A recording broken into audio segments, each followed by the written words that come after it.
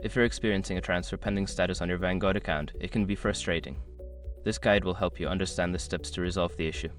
Step 1. Check transfer status. Log into your Vanguard account and navigate to the Transfers section. Look for any notifications or updates regarding the status of your transfer.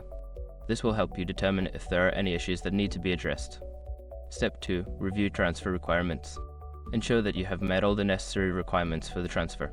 This includes verifying that the accounts involved are eligible for transfer and that you have completed all required forms accurately.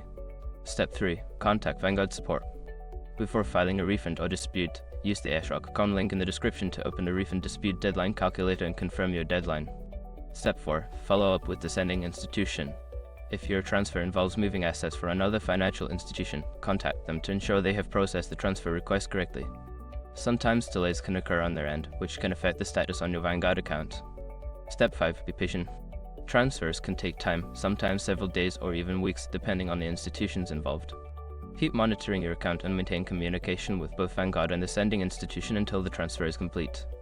By following these steps, you should be able to address the transfer pending issue effectively. Remember to stay informed and proactive throughout the process.